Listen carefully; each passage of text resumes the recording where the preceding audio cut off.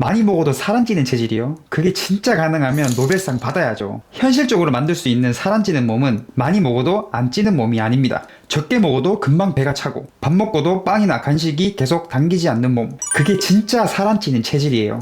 위고비나 마혼자로도 결국 조금만 먹어도 포만감이 오니까 자연스럽게 먹는 양이 줄어서 살이 빠지는 거잖아요. 우리도 필요한 건 굶는 게 아니라 적게 먹어도 배부른 몸을 만드는 겁니다. 그 핵심 중 하나가 바로 장내 유익균인데요. 오늘은 이 유익균이 잘 살아갈 수 있게 식사를 어떻게 바꾸면 좋은지 복잡한 건 다 빼고 가장 쉬운 방법만 알려드릴게요. 근데 바쁘신 분들은 원리까지 다 들으실 필요 없어요. 그래서 뭘 먹어야 하는데 정답만 바로 알고 싶으신 분들은 고정 댓글에 제가 3개월 동안 실제로 챙겨 먹은 식단이랑 후식 루틴으로 같이 챙겨 먹은 제품까지 다 정리해 뒀습니다. 그거 먼저 보셔도 됩니다. 이제 왜 이렇게 먹어야 하는지 딱 쉽게 설명해 드릴게요. 그럼 장내 유익균을 어떻게 잘 살아가게 하느냐? 유산균을 더 많이 먹으면 되냐고요? 반은 맞습니다. 장 건강 챙긴다고 유산균 비싼 거 다들 챙겨 드시죠? 몇 억 마리인지 장까지 잘 살아가는지 꼼꼼하게 비교해 보시고요. 그런데 유산균을 장까지 데려오는 것보다 더 중요한 게 있습니다. 그 균들이 매일 뭘 먹고 사는가?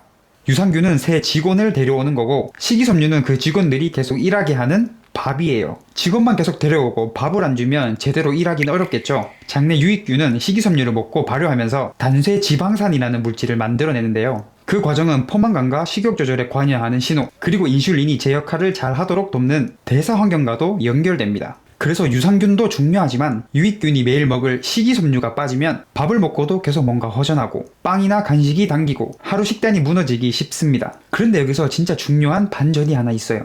식이섬유는 그냥 많이 먹는다고 끝이 아닙니다.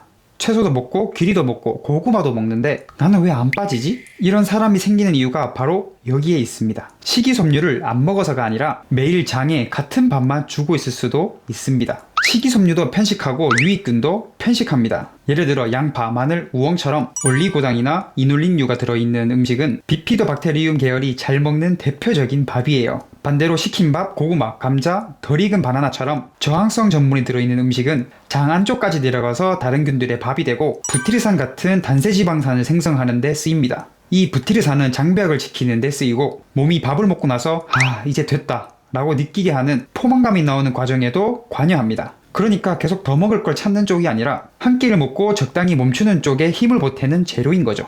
그러니까 양파만 왕창 먹는다고 끝이 아니고 귀리나 고구마만 계속 먹는다고 장 안에서 필요한 일이 전부 채워지는 것도 아닙니다. 그래서 식이섬유를 나름대로 챙기는데도 식탐은 그대로 살은 안 빠지고 밥 먹고도 뭔가를 계속 찾게 된다면 식이섬유가 효과가 없던 게 아니라 다양하게 챙기지 않아서입니다. 그리고 여기서부터 다이어트와 연결해서 유독 눈에 띄는 균이 하나 나옵니다. 일부 관찰 연구에서는 마른 사람에게서 더 많이 관찰되기도 한 균, 바로 프레보텔라입니다. 프레보텔라는 콩, 통곡물, 채소를 많이 먹는 식사에서 더 많이 관찰되는 균입니다. 쉽게 말해서 식물성 식이섬유가 자주 들어오는 장에서 많은 유익균이에요.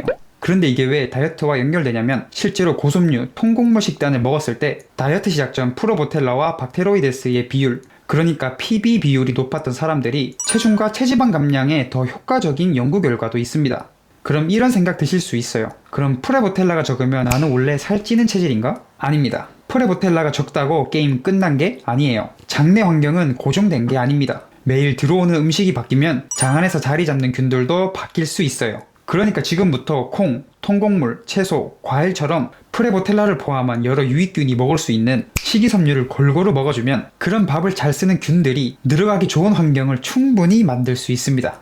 중요한 건 내 장에 지금 뭐가 얼마나 있냐보다 앞으로 내 장에 뭘 계속 넣어주냐입니다. 그래서 샐러드 하나, 귀리 한 스푼, 고구마 하나로 끝나는 게 아니라 서로 다른 역할을 하는 식이섬유가 밥상 전체에 겹쳐 들어와야 합니다. 그럼 이제부터 오늘의 밥상을 어떻게 바꾸면 되는지 딱 알려드릴게요. 그냥 밥상을 3칸으로만 보세요. 첫 번째는 밥칸입니다. 탄수화물 자리를 흰밥으로만 채우지 말고 콩밥, 잡곡밥, 보리밥처럼 콩이나 통곡물이 들어간 밥으로 한번 바꿔보세요. 두 번째는 반찬칸입니다. 여기는 채소나 해조류 하나면 됩니다. 나물 하나, 쌈채소 하나, 양파가 들어간 반찬 하나, 미역이나 김 하나만 더해도 충분해요.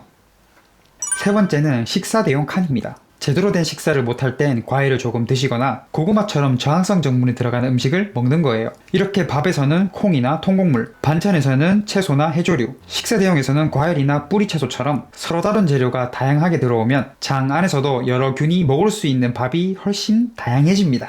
하루 샐러드 한 접시 먹고 나 식이섬유 챙겼는데? 이게 아닙니다. 밥상 전체가 골고루 들어오고 있는지를 봐야 해요. 그런데 여기서 절대로 하면 안 되는 게 한 가지 있어요. 오늘부터 콩밥, 채소, 과일, 고구마까지 한꺼번에 다 넣는 겁니다. 식이섬유는 골고루 먹는 게 중요하지만 처음부터 한꺼번에 확 늘려서도 안 됩니다. 콩밥에 채소 왕창, 과일에 고구마까지 다 넣어버리면 살이 빠지기 전에 배가 먼저 난리 나요. 가스 차고 속 더부룩하고 배는 빵빵해지고 나는 식이섬유가 안 맞나 봐. 이러면서 며칠 만에 포기하게 됩니다. 그런데 대부분은 식이섬유가 안 맞는 게 아니라 너무 빨리 늘린 겁니다. 처음에는 한 끼에 한 가지만 바꾸세요. 오늘은 밥만 콩밥이나 잡곡밥으로, 며칠 뒤에도 속이 편하면 다음에는 반찬에 채소 하나 더, 그것도 괜찮으면 다음에는 과일이나 뿌리채소 같은 고구마까지 챙기셔도 됩니다.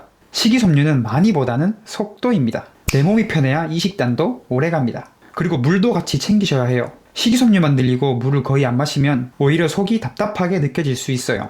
이렇게 천천히 밥상을 바꿔가면 굶는 다이어트보다 훨씬 무너지지 않고 이어가기 편해집니다. 저는 지난 3개월 동안 탄수화물은 조금 줄이고 지금 말씀드린 것처럼 콩, 통곡물, 채소, 과일이 골고루 들어간 식사를 의식해서 이어가며 식단으로 다이어트를 했습니다. 그 결과 체중은 77.7kg에서 70.7kg까지 총 7kg가 줄었습니다. 저탄수 식사와 식이섬유가 골고루 들어간 식사를 3개월 동안 같이 이어온 결과예요. 그런데 숫자보다 더 신기한 건 따로 있었습니다. 3개월 전만 해도 밥을 먹고 나서도 뭔가 아쉬운데? 간식이 당기는데? 이런 생각이 계속 들었거든요. 그런데 3개월 이후 예전보다 금방 배가 찬다는 느낌이 오는 날이 많았어요. 식후에 계속 뭘 찾는 횟수도 줄어들고 저녁 간식 하나 때문에 하루가 무너지는 날도 확실히 줄었고요. 그런데 저는 다이어트 할 때마다 화장실 문제가 정말 힘들었어요. 힘을 줘도 나오지도 않고 잔병감이 남는 날이 많았는데 이번에는 식이섬유를 의식한 식사를 같이 이어오면서 이 부분도 저한테는 확실히 달라진 부분이었습니다. 그런데 진짜 어려운 건 식단을 한번 잘하는 게 아니라 안 끊기게 하는 것이었어요. 외식 한번 하고 바쁜 날 며칠 지나가면 또 흐름이 끊기잖아요. 그걸 몇 달씩 계속 이어가는 게 생각보다 쉽지 않았습니다. 그래서 저는 식단을 완벽하게 챙기지 못하는 날에도 식후에 하나만큼은 안 놓치고 이어갈 수 있게 루틴 하나를 같이 두기 시작했어요. 제가 챙긴 건 바로 미강 원료를 활용한 제품인데요. 저번 영상에도 광고 없이 제가 실제로 챙기고 있는 제품이라고 잠깐 말씀드린 적이 있었죠. 그때는 제가 이 제품을 챙긴 지 한 달 정도 됐을 때였는데 그 영상을 보신 브랜드 쪽에서 너무 감사하게도 연락을 주셨습니다. 그냥 바로 소개해달라는 게 아니라 조금 더 충분히 드셔보시고 정말 좋다고 느끼신다면 그때 구독자들에게도 공유해주시면 좋겠다, 이런 말씀을 해주셨습니다. 그래서 저도 뭘 먼저 준비하기보다 2달을 제 식후 루틴 안에서 계속 챙겨 먹기 시작했어요. 외식한 날도 있었고 식단을 제대로 지키지 못한 날도 있었는데 그런 날에도 식후에 하나를 챙기는 루틴만큼은 계속 남아있더라고요. 그래서 총 3개월을 꾸준히 챙겨본 지금 이 정도면 저처럼 식단을 오래 이어가기 힘들어하는 분들에게도 공유하면 좋겠다, 딱 이 생각이 들었습니다. 그리고 제가 이 제품을 계속 먹은 이유는 딱 2가지였어요. 첫 번째는 앞에서 말씀드린 프레보텔라와 관련된 자료가 있었기 때문입니다. 브랜드가 제시한 원료 관련 자료에 프레보텔라 증가와 단세지방산 생산 관련 결과가 함께 제시되어 있었거든요. 두 번째는 그냥 미강을 넣은 제품이 아니라 국산 미강과 국산 백미를 누룩균으로 발효하고 평균 분자량 300달톤 이하까지 저분자화한 원료라는 점이었어요. 다만 다시 말씀드리지만 이 제품 하나만 챙긴다고 식단이 완전히 해결되는 게 아닙니다. 식이섬유는 콩, 통곡물, 채소, 과일처럼 음식으로 가능한 최대한 챙기고 바쁜 날에도 그 흐름을 끊기지 않게 해주는 식후 루틴 하나를 같이 두는 것, 저는 이 방식이 가장 오래 갔습니다. 그래서 이번에는 브랜드 쪽과 이야기해서 구독자분들을 위한 혜택으로 준비해보게 됐어요. 제가 처음 직접 사서 먹었던 것보다 더 좋은 조건으로 준비해뒀고요. 제가 왜 식후 루틴으로 계속 챙기고 있는지, 어떤 분들에게 잘 맞을지 궁금하신 분들은 고정 댓글에 링크 넣어둘 테니까 특별 혜택과 제품 정보를 부담없이 가볍게 구경해보세요. 처음 시작하시는 분들은 음식과 제품을 한 번에 확 늘리지 마세요. 첫 주는 하루 한 포로 시작해서 내 몸에 편한지 보면서 천천히 늘리는 게 좋습니다. 그리고 댓글로 식사 후 가장 참기 힘든 간식 하나 또는 오늘부터 바꾸고 싶은 식습관 하나만 남겨주세요. 댓글 남겨주신 분들 중 5분을 추첨해서 보텔라핏 대용량 파우치 100g을 보내드릴게요. 자세한 내용은 고정 댓글에 있습니다. 결국 살 안 찌는 체질은 많이 먹어도 안 찌는 몸이 아닙니다. 한 끼를 먹고도 계속 뭘 찾지 않고 적당히 먹어도 이제 배부른데 이 느낌이 다음 끼니까지 이어지는 몸, 그게 제가 생각하는 진짜 살 안 찌는 체질입니다. 오늘부터 완벽하게 바꾸실 필요 없습니다. 오늘 밥상에서 밥 한 칸, 반찬 한 칸, 식사 대용 한 칸 중에서 딱 한 칸부터 시작해보세요. 그리고 내 몸이 편하면 다음 칸으로 더 늘려보세요. 살 빼는 건 결국 참는 힘의 싸움이 아니라 내 몸이 덜 힘들게 식사를 끝낼 수 있는 환경을 만드는 일이니까요. 오늘 영상이 다이어트가 자꾸 무너지는 분들에게 작은 시작이 됐으면 좋겠습니다. 고정 댓글에는 오늘 영상 내용과 제가 챙기는 식후 루틴도 같이 남겨둘게요. 어머니가 제 영상을 보며 다이어트하는 그날까지 감사합니다. 김집집이었습니다.